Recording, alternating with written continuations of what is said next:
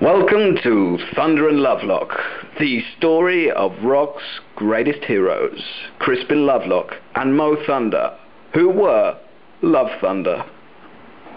Basically, music did not rock until Love Thunder came along.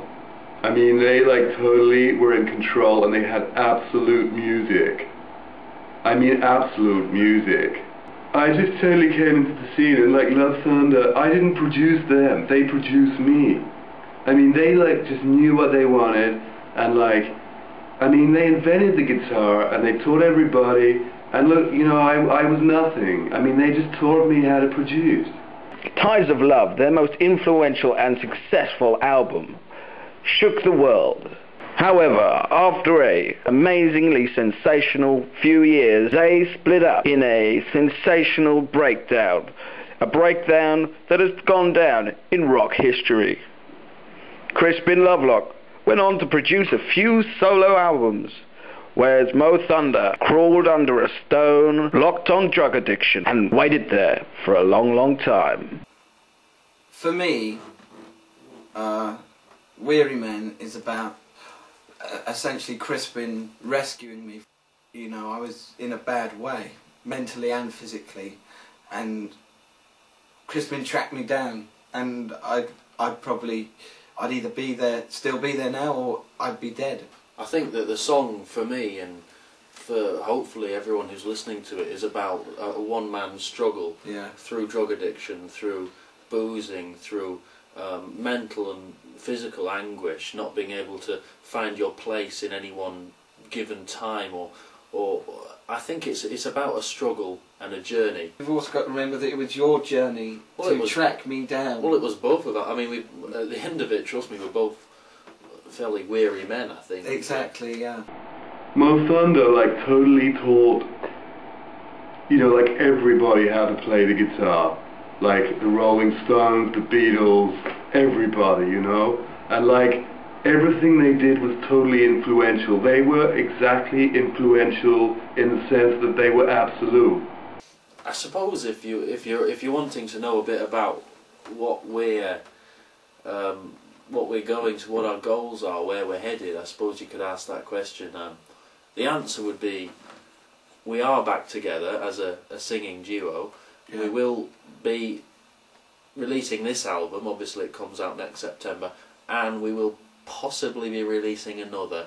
We are going to be doing a few concert dates, intimate, mostly sort of fan-only affairs, small venues.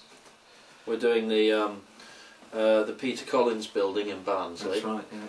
We're doing the Open Hall Arena in Codwell, and we're down in Kent doing one in our hometown, Lynchbrook, in the community centre, which is right next to the school we used to. Well, we both went to fundraiser, that one, St Barrows, so that'll be one to look out for. They were the jelly mold of rock, and they Love Thunder were completely influential, and drugs were around them. And they taught the Stones, they taught the Beatles, they taught everybody about rock and roll. Now, they taught Eric Clapton how to play guitar. I mean, this guitar right here is actually the original Love Thunder guitar. And that is worth $5 million. That is the original Love Thunder guitar. Now, that taught everyone how to play rock and roll. They did drugs right off the back of it. You see that?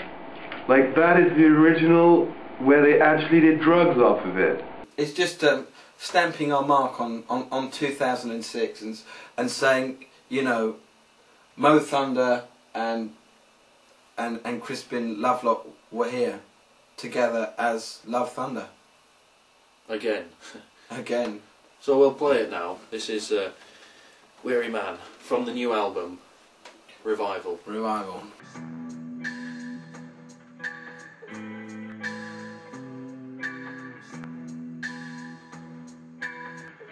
A long, long time ago, a weary man walked on his own. No one knew where he'd been, what he'd done, or who he'd seen. A weary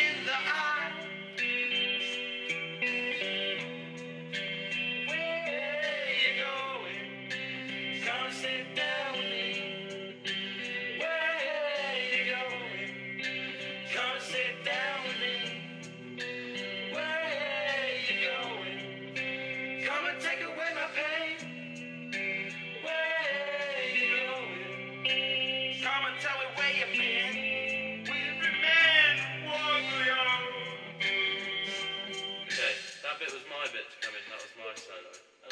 Yeah, so you'll let me sing on that bit. So we'll start again from... It's a song that means a lot to both Mo and I, and it's something that I think that it doesn't matter so much if it's not successful.